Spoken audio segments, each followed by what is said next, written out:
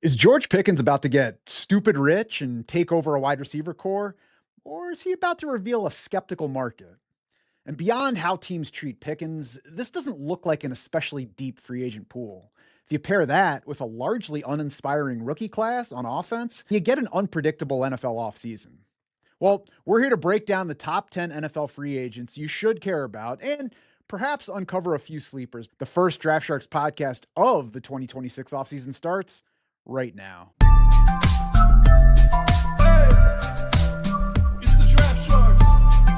Matt Schauf and Jared Smola here with your NFL free agency preview for 2026. You will find our first ever free agency tracker live now on draftsharks.com. We've got the top fantasy factors ranked on both offense and defense. Sorry, offensive linemen. And we've plucked the top 10 guys from that offensive group to break down on this show here. Plus, we're going to sprinkle in a few sleepers at running back, wide receiver, tight end, some other guys who don't really qualify as top 10, but could be bigger fantasy factors than you might think. Jared, I know you've already been working through projections by team.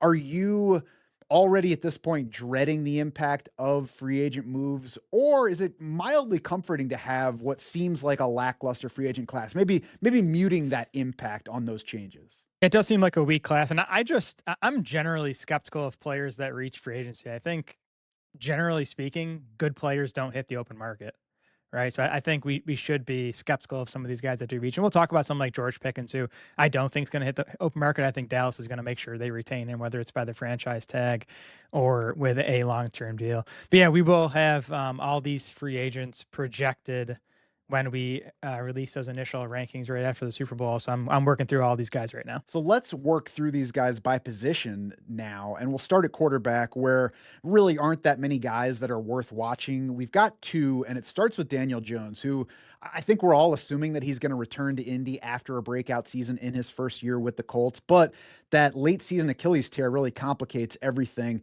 I guess we'll see first what the Colts do with him. But I also wanted to kind of pull in the Kirk Cousins situation from a couple off seasons ago because of the similarities. Like Daniel Jones, Kirk Cousins was coming off an Achilles tear, and he, in that free agency cycle, got a 4-year contract with the Falcons with $100 million guaranteed. Now, there are, of course, some differences there. Cousins' injury was week 8. Daniel Jones was week 14. So 6-week difference is pretty big for, surgery, recovery time.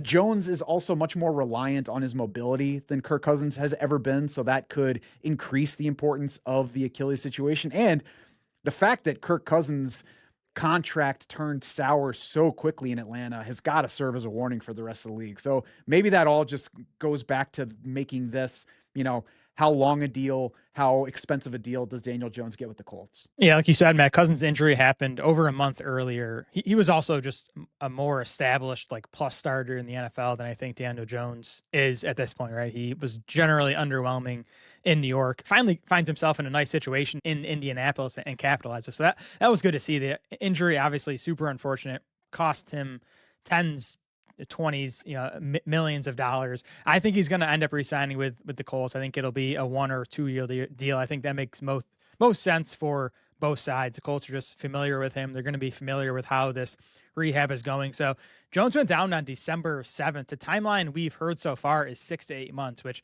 seems fast for an Achilles. I know this stuff is getting faster as just technology gets better and we just get better at recovering, athletes in the rehab process. So it does seem like Jones has a chance to be ready for week 1. Again, I do think he's going to be back in Indianapolis. You mentioned the rushing, and yeah, that had a lot to do with Jones's strong fantasy season. Jones was quarterback 7 in fantasy points per game through week 13 last year, before that Achilles injury. He was 4th among quarterbacks in rushing touchdowns. He was just 19th in rushing yards. He really had a strong season as a passer, easily his best season as a passer as a pro. He was 6th in completion rate, 4th in yards per attempt, 6th in completion rate over expected. So he really did it through the air. I think that's encouraging for the Colts and both fantasy owners going forward, that even that, his rushing is probably going to be diminished at least in this first year back. But he did produce pretty nicely through the air last year. The other quarterback worth mentioning here, I mean, we're going to see some backups move, but the only other quarterback that I think appears ready to make a dent in the free agent market is Malik Willis. And I wonder if some team is about to make a big mistake on him. So the market, I guess we'll see about the market. People who are talking about this stuff right now are positive on Malik Willis, positive on him as a potential starter for 2026. He did have a nice outing against Baltimore in week 17 in his lone start for the Packers this past year. But his team also lost that game by 17 points. So it's a little bit tough to use it as a gauge for Malik Willis' performance. That was the second time in his 4-year career that Willis has reached 200 passing yards in a game. So I can see the upside. I would hope that experience, especially across two teams, will help Malik Willis be more ready to start than he was back when he did so for the Titans. But I also hope that he gets a Daniel Jones style contract from last offseason with the Colts, as opposed to what Justin Fields got with the Jets, or even something bigger. Yeah, Willis is the player, maybe in all of free agency, that I'm just most intrigued by and maybe most excited for, just to see, again, like you said, Matt, how the market treats him, where he lands. And I do think there's exciting fantasy upside here, because if nothing else, we know Willis is an excellent rushing quarterback. Even with Tennessee, when he was, horrible as a passer, in his 3 starts with the Titans, he averaged 6.7 carries and 32 rushing yards per game. 3 starts with Green Bay across the last couple seasons, 7 carries and 58 rushing yards per game. So in his 6 NFL starts, 44.8 rushing yards per game. That's a full season pace of over 750 rushing yards. So that right there would make Malik Willis a major fantasy factor if he gets a starting job on the free agent market this offseason. I also, it looks like he's a much improved passer. He was horrible in Tennessee, but he has 89 pass attempts with the Packers. So again, we're talking a small sample size. That's what makes him risky, both for NFL teams and even as a fantasy pick. If you're doing some of these early best ball drafts, it's a small sample of Malik Willis we're working with, but 89 pass attempts with the Packers, 79% completion rate, 10.9 yards per attempt, 6 touchdowns versus 0 interceptions. And just by my eye test, he looks good. He throws downfield. He's accurate. He looks decisive. I don't know.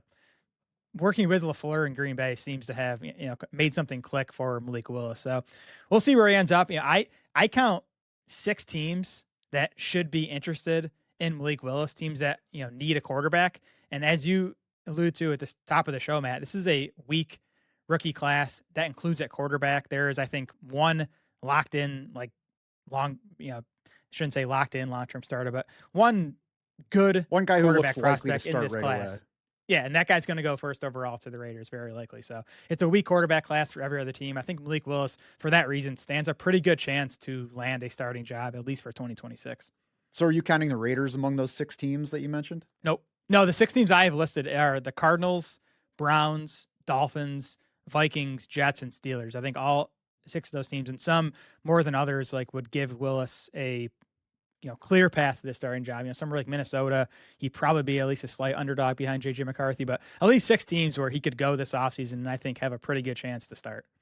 Yeah, I was particularly curious when you said 6, because I had 5 listed: Dolphins, Jets, Steelers, Browns, Cardinals. I agree that there's potential opportunity in Minnesota. I'd be surprised if Minnesota was the top bidder for Malik Willis, because although I think we would all, including they, would agree that they need somebody to compete with JJ McCarthy at the very least this offseason, I'd be surprised if they're willing to pay as much as maybe other teams might. That said, maybe we get a situation like with the Colts where they're paying up for somebody, knowing that he could wind up being the backup after a summer competition with the starter, but also paying up to get somebody in case he does win that starting competition, because they know that the guy who started for them the most this past season is not set in that position going forward. And if I'm a team in free agency, I would like to ideally sign Willis to compete, not go out and sign him to, definitely be a locked in starter. Because again, a small sample we're working with here. He's still, I think, a major question mark as a passer. But again, from a fantasy perspective, if he's out there, he's going to be a valuable asset because of that rushing. So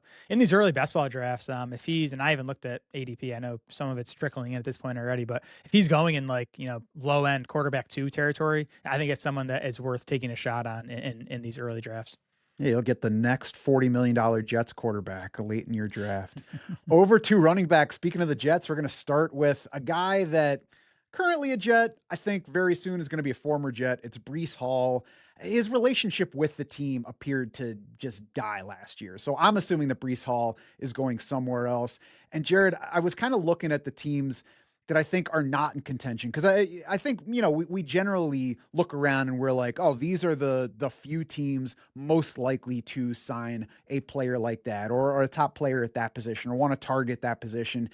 I think sometimes that can keep us from seeing possibilities because we don't really know exactly what these different teams think about what they have on hand, who they might be considering letting go that offseason. So I looked around, and here are the teams besides the Jets that I think are not in contention for signing a big money running back in Breece Hall. Patriots, who have a pair in the backfield, the Bills with the James Cook contract, Dolphins, Devon Etienne, Colts, Jonathan Taylor, Titans still have Tony Pollard under contract, Chargers just drafted Omarion Hampton, Raiders, of course, Ashton Genty, Eagles, Saquon Barkley, Packers, Josh Jacobs, Lions, Jahmyr Gibbs, and for now still have Dave Montgomery. That could be another offseason thing to watch, as they've already talked about the possibility of trading him. Falcons, Bijan Robinson, Rams just re-signed Kyron Williams. 49ers still have Christian McCaffrey. And then probably the Browns, I would say, because they just drafted Quinshon Judkins. So I would guess that they wouldn't sign Breece Hall, but all bets are off with the Browns. They could be like, oh, we need star players. Breece Hall's really good. Let's throw a bunch of money at him, even though it doesn't make sense for us right now. Yeah. So what was that, like 10 or 12 teams you rattled off that like probably won't sign Breece Hall? So that still leaves like well over half the league. And that is the thing with running backs. It's tough to project where these guys are going to land because I guess it's just such a fungible position, and teams think they can get an upgrade there, and it's relatively cheap, this position compared to like a wide receiver or obviously quarterback. And we know all these teams, or a lot of these teams, want to run, committee backfield. So even a team with a good lead back might still go out and, sign Breece Hall and want to go with more of a committee. So definitely makes it tougher. Definitely makes, I think, drafting these free agent running backs in early fantasy drafts riskier because Hall could land somewhere where he's only, getting 60% of the backfield work. I hope he gets more. I like this player. He just ran for over 1,000 yards on a horrible Jets team. I will say though, Hall, since that 2022 ACL tear, and he was awesome in the 9 or 10 games. That was his rookie year before going down with the ACL. Since that though, he's just been, I'd say, good, not elite, not the player we thought he might be before that knee injury. 4.3 yards per carry since the knee injury for Breece Hall. 3.15 yards after contact per attempt. That's down almost a full yard from his number before the knee injury. So now you're also getting a good pass catcher in Breece Hall. 3.4 catches per game for his career. 8.7 yards per catch for his career. And he turns just 25 in May. So he's like still in peak years for running back. So I do think you're going to still get, 2-3 really strong years out of Breece Hall if you're the NFL team that signs him. Again, for a fantasy perspective, tough to evaluate at this point. It really comes down to, how much work he's going to get in that new backfield. Yeah, and so including the Jets, all those teams I mentioned, that's 15 teams, so there would still be 17. And plenty of other teams you could make individual arguments why you don't think that they would be interested. But I think that leaves 17 teams that could realistically make a case to themselves for going after Breece Hall. I'm basically heading into this offseason, I don't know, I guess waiting to see what the market thinks of, and not just the NFL free agent market, but also the draft market. If people hit early drafts, excited about Breece Hall getting a new opportunity and taking him inside the first 3 rounds, maybe even first 4 rounds, I think I'll be hesitant there because of the factor that you just mentioned. He's still a good player, but he might not be as good a player as we thought he was 2 years ago. And then if we pair that with the possibility that he lands in a spot where his new team sees him as more of a backfield split guy than a backfield leader, then there's some downside risk there. Throw in the uncertainty of what his new team's passing offense is going to be like. I mean, he could even land as a backfield leader and just not land in a great spot for receiving upside. So there are risk factors. Now, on the other hand, if the market is hesitant starting out and he's in round 5, round 6, I'm certainly fine with taking shots on Breece Hall in that range because I think the upside on the player at least carries him into, first half of round 3 value, maybe into round 2, and we'll see ultimately what the ceiling is in his new spot. Yeah, whoever the Chiefs sign or draft to be their lead back's going to like pop like 2 or 3 rounds in ADP post that happening. Everyone else might, kind of stay flat in ADP or even fall because again, there's just not a ton of other like obvious great spots in a great offense where you're going to be the clear lead back and get a big workload. So, yeah, I think I'm with you, man. I think there's probably more downside to drafting Hall than upside, at least at this point of the offseason. Again, not knowing exactly where his ADP stands. If he's going like round 5, I'd be interested. But I have a feeling people are, drafters are going to push him a bit higher than that. And you mentioned the fungibility of running back, but I think over the past couple of years, we've also seen a resurgence of teams being willing to pay those guys. Philly, first paying Saquon Barkley and then upping his contract after his big season.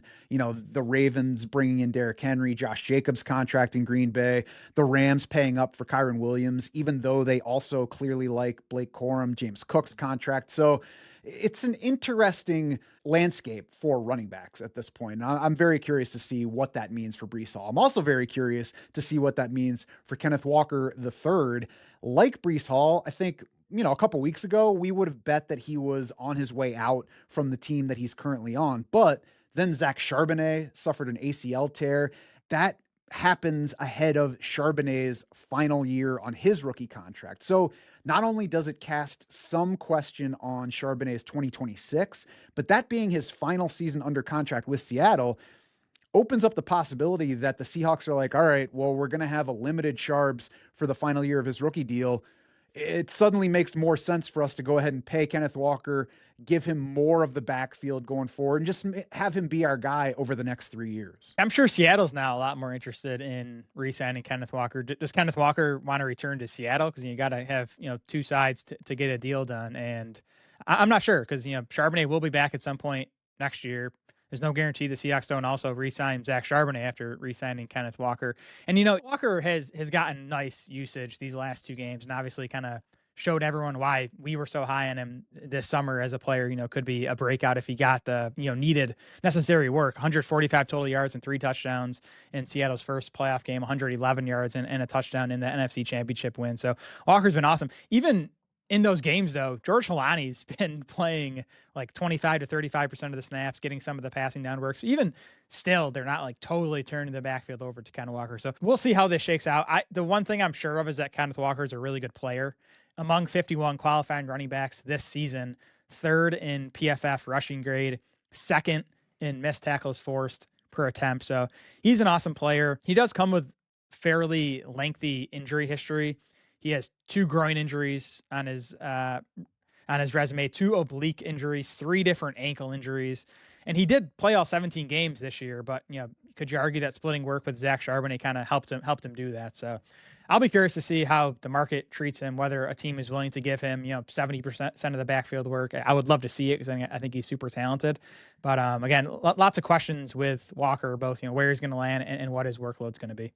And I think money is probably going to be a bigger factor than projected workload. Because if I'm Kenneth Walker and some teams offering me $12 million a year and dominant backfield work, while Seattle's offering me $11 million a year and potentially splitting backfield work, potentially prolonging my career, making it easier for me to get through the season, I don't need dominant work. It depends on the player. I'm sure if you talk to any running back, he'd be like, yeah, I'd love to be in control of the backfield. But it doesn't sound like an awful gig from the individual standpoint to carry 13 times a game as opposed to 19 times a game and still get paid very similar money. And not only that, in a system where you might already be comfortable, in a city where you've been living since you got to the pros. So I'll be curious to see how this works out. Wherever Kenneth Walker lands, he's going to certainly be interesting for fantasy, but we're gonna have to look at that specific landing before we decide whether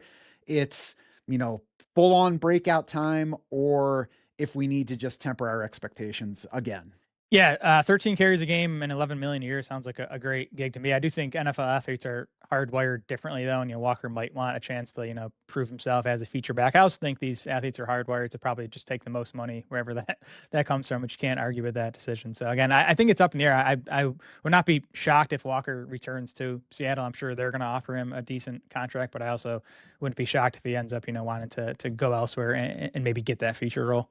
And they've got another guy that they have to try to sign that we'll talk about at a different position. But for now, we're going to move over to Travis Etienne Jr., not to be confused with Senior, in Jacksonville.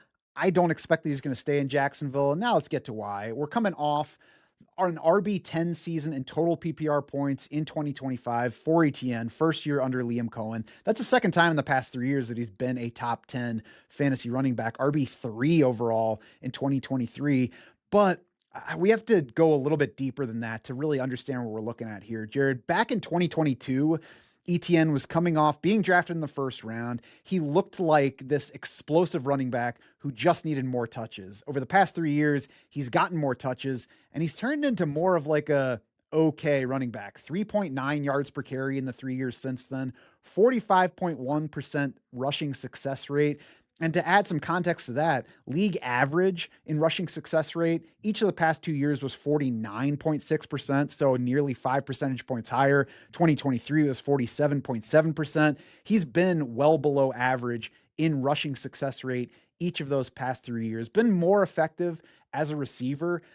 I think that maybe Travis Etienne should just become some team's Rachaad White this offseason. Yeah, I'm with you. I expect to be below market on Etienne this offseason, this summer drafting season, regardless of where he lands. I think the market's probably going to be too excited about him because he was an excellent fantasy pick this year, right? You got him in round 8 or 9 or 10, and he finishes RB14 in PPR points per game. But if you just look at real life efficiency metrics, he was, like you said, Matt, just okay this past year. 33rd out of 51 qualifiers in rush yards over expected per attempt. He was 27th in yards after contact per attempt, 32nd in missed tackles forced per attempt, 34th in PFF rushing grade. So he delivered in fantasy because he was good enough and trusted enough by Liam Cohen to just handle a pretty big workload for a good Jaguars offense. But I think the Jags probably think they can upgrade on Etienne, and maybe that's Breece Hall too, and maybe it's looking somewhere else back into the draft and see what the pool looks like there. But I do think leaving Jacksonville will probably be a downgrade for Travis Etienne just because of how good Liam Cohen's rushing game has been in the NFL so far. So again, I expect to be lower than consensus on him, but we'll see where he ends up landing. So those are the main guys. You can check our free agency tracker to see the rest of the running backs that are available on the market as of right now. Some of these guys will probably get extended before free agency opens. But Jared, who do you like as a sleeper among running backs before the market opens? Tyler Algier is someone I'm keeping an eye on to see what kind of role he lands and really what kind of contract he gets in free agency. I think it's impressive that he maintained a real role behind Bijan Robinson these past few seasons. And you can say that it's, maybe Atlanta's coaching staff being stubborn and keeping him in the mix, or maybe just Algier has just been good enough to, maintain a role where he's getting, 8 to 10 carries in a lot of these games. And remember, before Bijan Robinson arrived as a rookie in 2022, as a 5th-round rookie, Algier emerged as Atlanta's lead back that season. He had 210 carries for 1,035 yards on 4.9 yards per carry that year. So he's kind of already proven that he can do it as a lead ball carrier in the NFL. The downside here, of course, is that he doesn't really offer much in the passing game. Even in that 2022 season, he only had 16 total catches. He's averaged 15 catches over the last 3 seasons. So that hurts his value both in real life and in fantasy football. Probably caps him as like an RB3 in fantasy. But I do think this guy is capable of being a fantasy factor in 2026 and beyond if he lands in somewhere where he can get a lead role.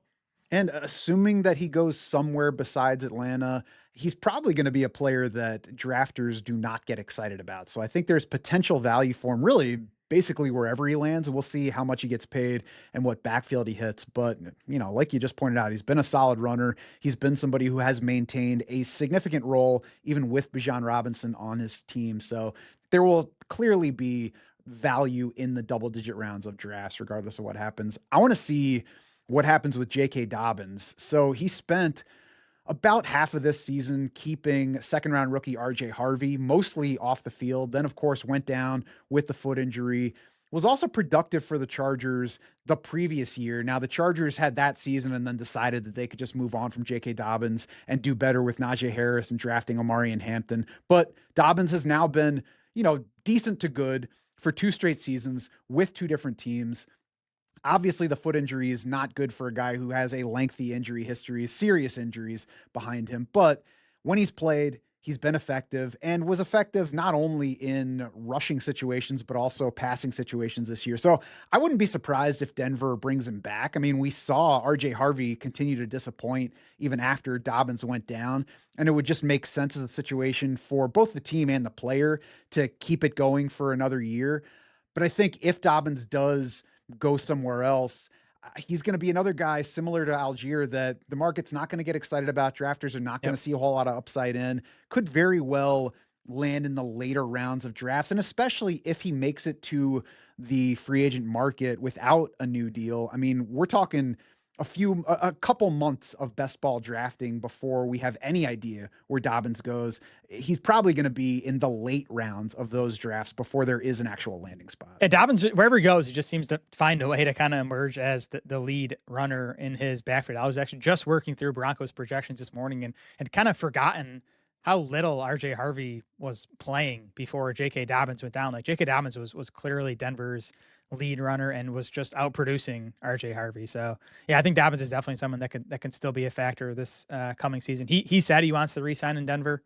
I think that makes a lot of sense. It's a really good offensive line. I do think RJ Harvey to me seems like a limited player who's, not going to dominate a backfield. So I think it'd be a pretty good spot for Dobbins, who practiced on a limited basis this past week. And I think if Denver won that game, had a pretty good chance to play in the Super Bowl. So I don't think the foot injury is going to be too big a factor in his, market in free agency or on his 2026 season.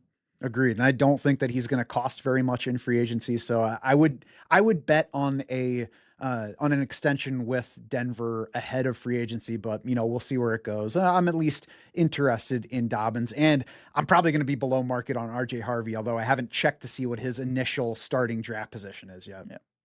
Yep, that's my initial feel too. If you were following the podcast through the regular season, you probably got used to us hitting you twice a week. We're going to back that off a little bit for the offseason. Obviously, not nearly as much going on. We've got some other work to get to. So we'll be coming at you once a week over the next couple of months. But then just as we get into that pre-draft season and really start digging into prospects, we'll ramp it back up to twice a week. We'll introduce you to all the incoming prospects. And we've already started doing that on draftsharks.com now. We've got our first couple of rookie profiles up. They're going to keep coming out. We've got the Senior Bowl. We've got the combine coming up. So we're certainly watching all that stuff. We've got our first mock draft, actually, our first rookie mock draft for Superflex Dynasty Leagues, also on draftsharks.com. As of this morning, we're recording Tuesday, January 27th. So we're into Dynasty. We're going to keep the podcast going. You can check us out for an episode a week going forward over the next month and a half or so, and then we'll ramp up heading into the NFL draft. For now, let's switch over to wide receiver, Jared. And I would say pretty easily the top jewel in this free agency cycle, George Pickens. You mentioned that you don't expect him to leave Dallas, but a factor in that is bound to be how much he will cost.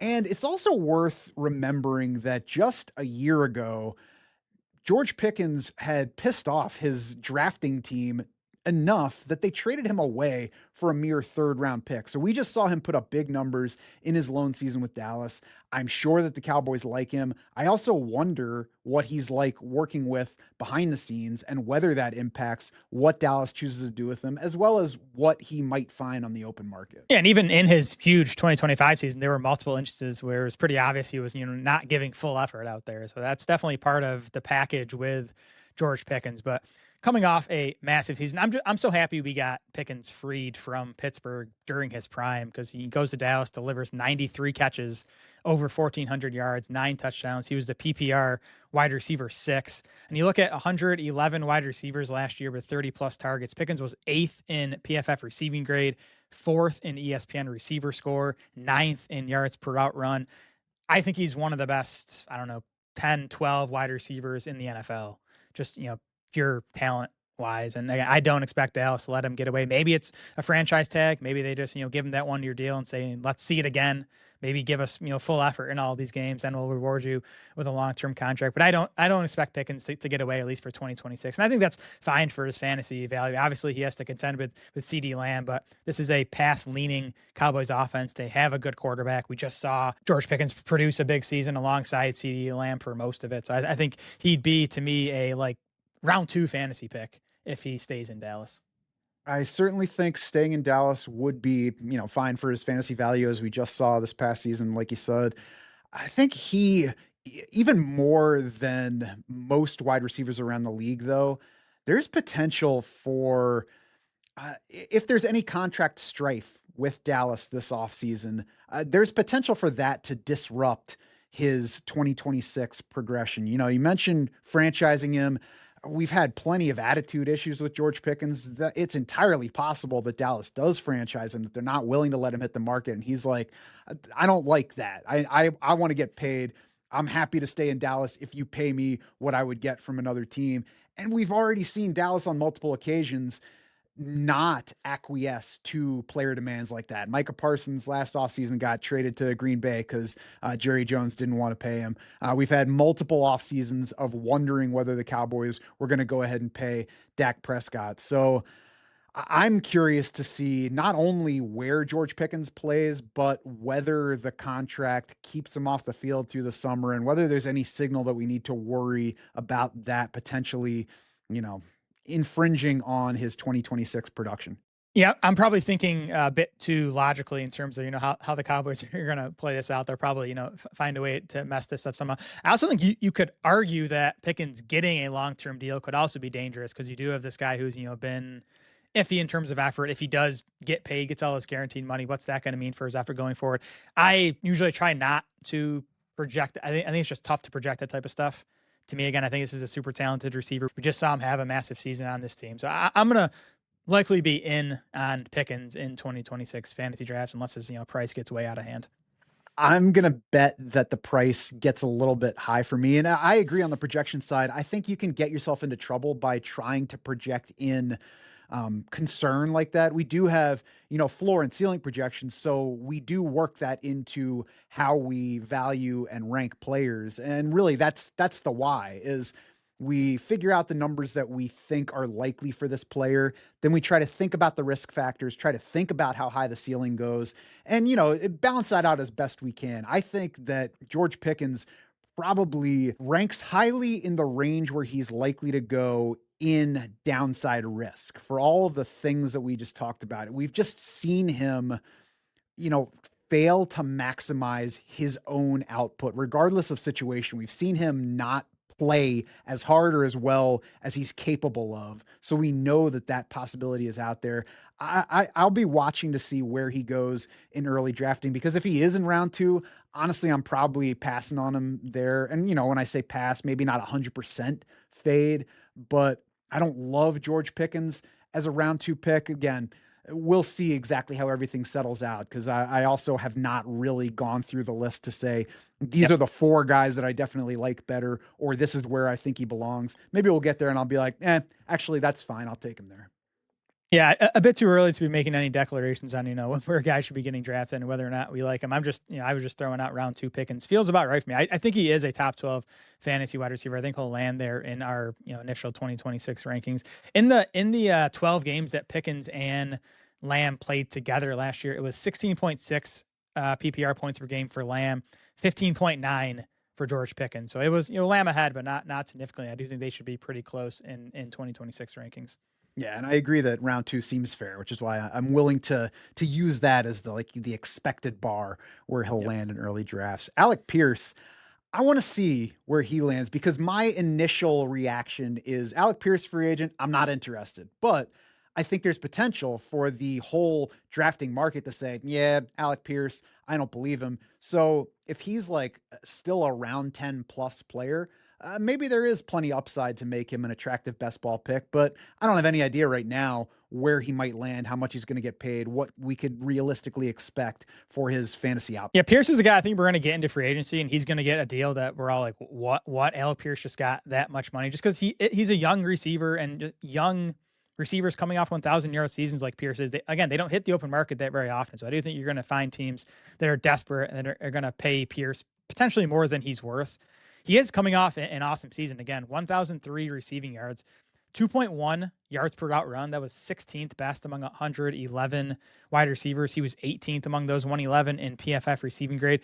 We know he's an established deep threat, 18.7 career yards per catch. He's been up over 21 yards per catch over the last 2 seasons. He's improved, though, the other parts of his game, those more short and intermediate routes. And if you look at his PFF grades on short and intermediate targets, he posted career bests in both this past year. So I do still think he's an ascending player.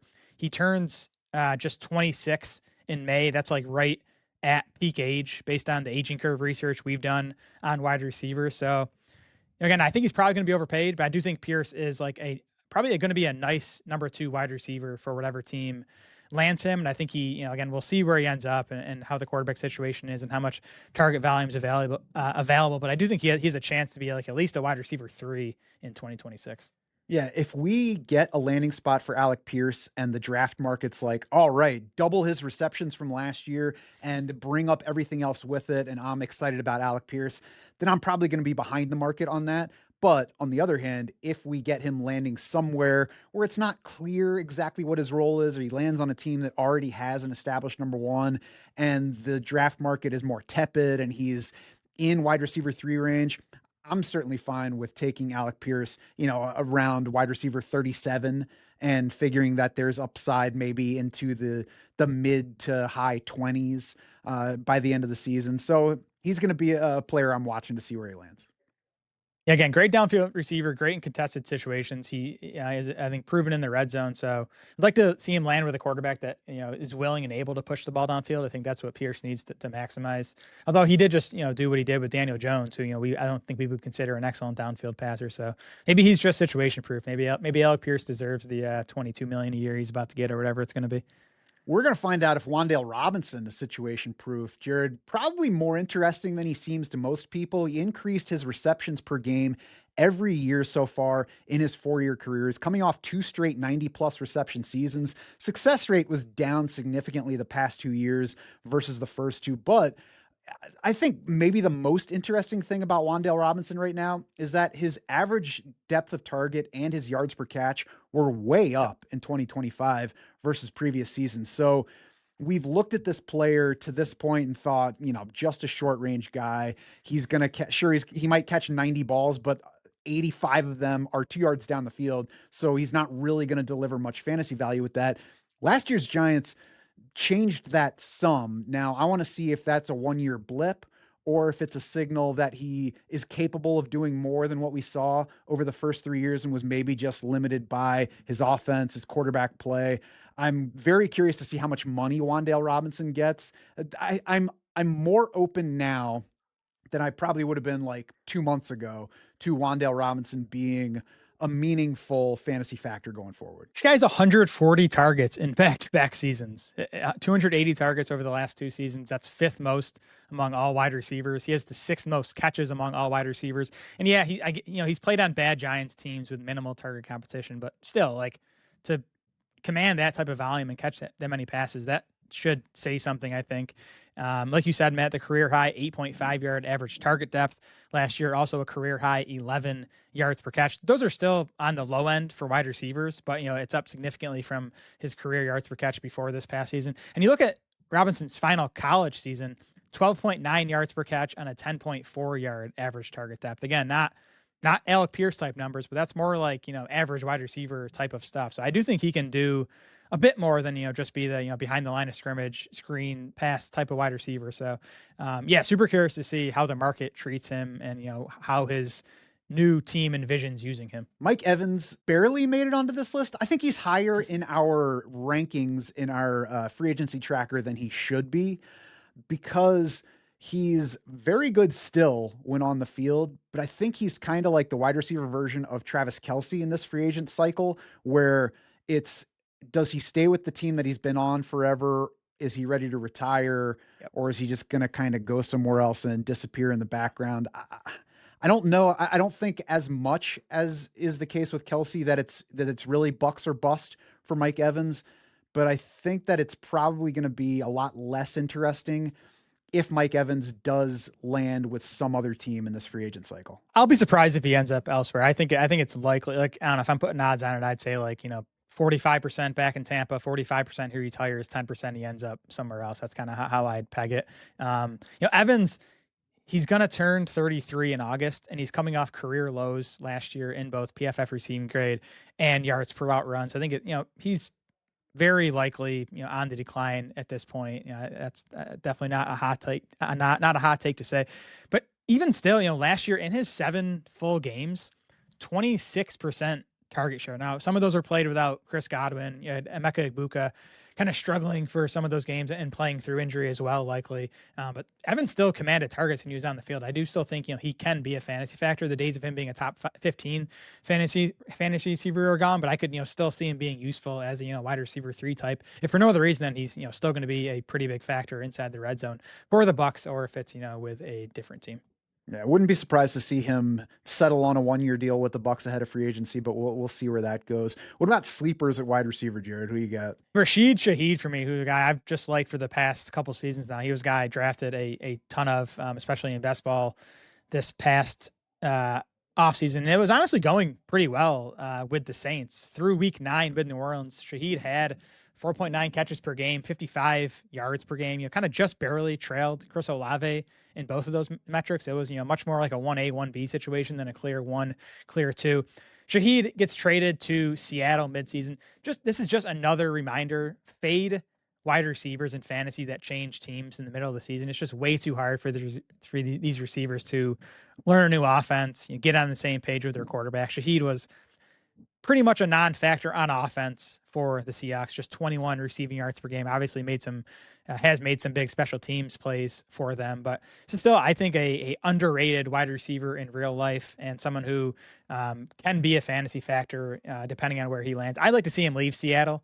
I think, that's still going to be a low volume passing game with Jackson Smith and Jigba clearly dominating targets. So I'd like to see Sheed end up elsewhere, but we'll see. The Seahawks did pay a decent amount to get him in that trade. So I think they're probably going to make an effort to re-sign him. We'll see, how that ends up. Yeah, they traded 2 draft picks to get him, so I would bet that he's a bigger priority than Kenneth Walker. I don't. Maybe he doesn't command more money, but maybe he does because he's still a young wide receiver who has proved himself to be good. So I'll be watching, but I would bet on Rashid Shaheed landing in Seattle unless he just doesn't want to and they don't want to use, franchise or transition tag to keep him from going anywhere. I asked for a sleeper here when I was setting up the notes, but I'm going to go against my own rule and I'm going to go anti-sleeper because there are other players that I could have picked for that spot. But I think more interesting is Jauan Jennings, who I think is going to be overrated by fantasy managers. However, free agency goes for him, unless it just proves that he's not that well thought of. So Jauan Jennings had a breakthrough 2024, of course, including one of the best single fantasy outings we've ever seen. He backslid across categories in 2025, though. Career worst yards per target, career low yards per catch. His catch rate was down. You can blame it on injury if you want to. They also didn't have Brock Purdy for a bunch of games early in the season. But in addition to all that, we saw the 49ers balk at extending Jauan Jennings' contract. They had the conflict over the summer about it. The Niners were eventually like, how about if we give you a little bit more money this year? And he was like, fine, here I come to play. So now he's about to hit free agency. He's going to turn 29 in July. He entered the league in 2020. The best season to date for Jauan Jennings found him finishing 27th among wide receivers in PPR points per game, was down to 35th in that category this past year, despite scoring 9 touchdowns, was also a slow riser statistically in college at Tennessee. So I think that we just have a limited player here who has been in a very good situation, a San Francisco offense that has elevated lots and lots of players since Kyle Shanahan has been there.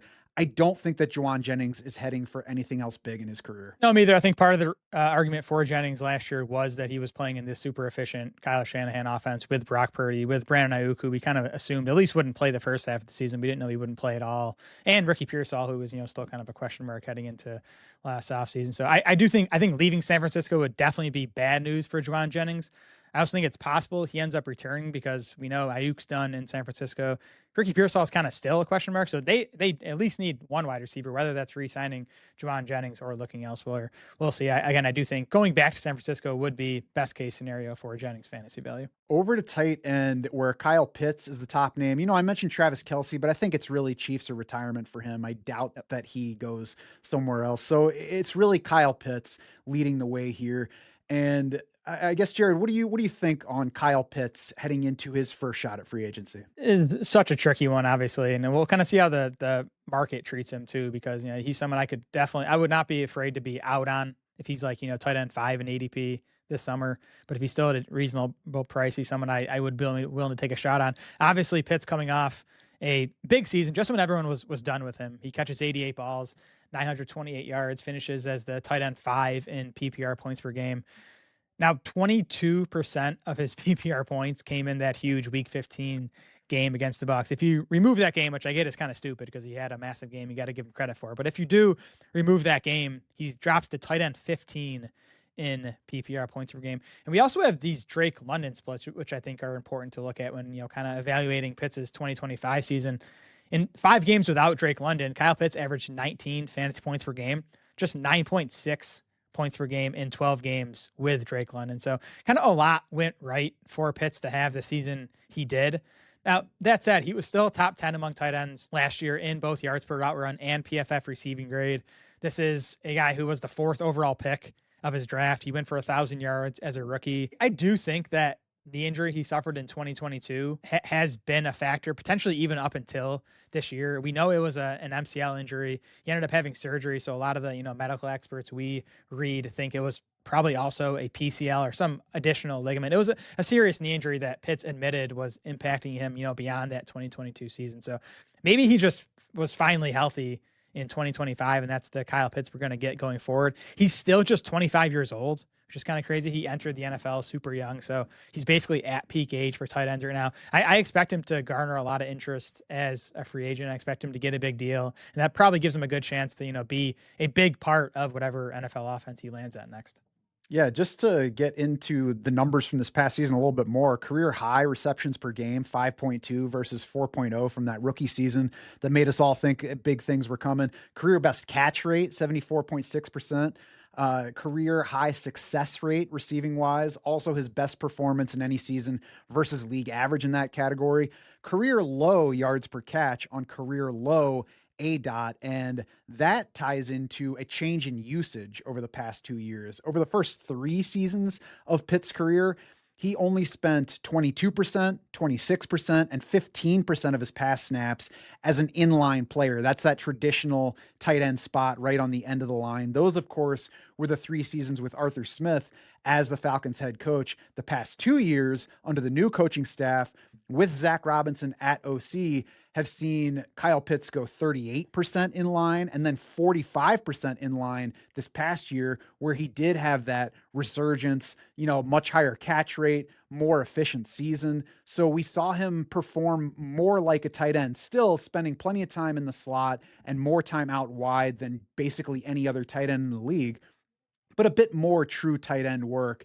Now, that factor gets, I think, even a little more interesting because Zach Robinson is now the OC for the Buccaneers, who have Cade Otton hitting free agency at the same time. So, maybe we see Kyle Pitts land with the Bucs, who have Mike Evans aging out. Chris Godwin maybe showing signs that he's not going to get back to his peak. Emeka Egbuka coming off a rough second half. Just a Bucs offense that could use pieces at the same time that Kyle Pitts hits the market. Got his OC there. That would be an interesting fit if Kyle Pitts went to Tampa Bay. Yeah, I think it'd be a good landing spot, right? Like a decent target competition, but nothing he couldn't overcome. I'm glad you brought up the usage point. I think that was also key to Pitts' big season. Like when he's playing wide receiver, he's playing against cornerbacks. You're kind of eliminating like the advantage you get of having the super athletic tight end. You're basically just using him as a wide receiver when you get him in line where you get him matched up against the linebackers and the safety. So glad Zach Robinson figured that out, and hopefully whether it's Tampa or elsewhere, his new team uses Pitts in a similar fashion. Yeah, there was at least a blueprint this year for what might be a more efficient Kyle Pitts. On the sleeper front, Jared, I think you picked out the guy that's probably actually the most interesting at the position. Yeah, Isaiah Likely. We're finally, hopefully, going to get to see him, kind of out of Mark Andrews' shadow. And Likely's coming off career lows actually last year in most categories. He missed the first 3 games with that foot injury he suffered in training camp, and it was also just a rough season for the Ravens offense in general, right? A lot of their skill position players' numbers were down. You look at the previous 2 seasons for Likely, though, over 400 receiving yards in both of those seasons. And that's, again, behind Mark Andrews on limited playing time. He played just 44% of the snaps in 2023, 60% in 2024, but again, still went over 400 yards in both of those seasons. Likely was also top 5 among all tight ends in yards after catch per reception in both of those years. I think that's something he brings to an offense. He's one of the best after catch tight ends in the NFL. So Likely definitely someone I'm hoping we get to just see him in a role where he's getting, 70 to 80% of the snaps. I think he can definitely be a top 12 fantasy tight end on that type of workload. Yeah, I think that we should see that type of opportunity for him. It would not make sense to me for what the team that pays for him to do so to play him in a limited capacity. It wouldn't make a whole lot of sense to me for him to go to a team that's not promising at least an opportunity to grow his receiving role. And, he's not a blocking tight end. He's a receiving tight end who can be on the field more than he was for Baltimore. So we'll see what the 2026 offseason holds for him. I think the other guys who have some interest, it's not an exciting position by any means. David Njoku, I'll be curious to watch. How much money does he get? Where does he land? I think fantasy managers are going to be unexcited after he, had a rough 2025 and ceded the job to Harold Fannin Jr. So there's a chance that he sneaks into a good spot. Still not that old. Maybe he is physically. I don't know. He's been in the league for a long time, but we'll see exactly where he lands, how much money he gets, but there's maybe some upside still to Njoku. Dallas Goedert had a solid season for the Eagles as well, and I don't expect him to be back in Philly. Philly has been a team that likes to lock guys up with extensions well ahead of when they need to, more team friendly deals that way.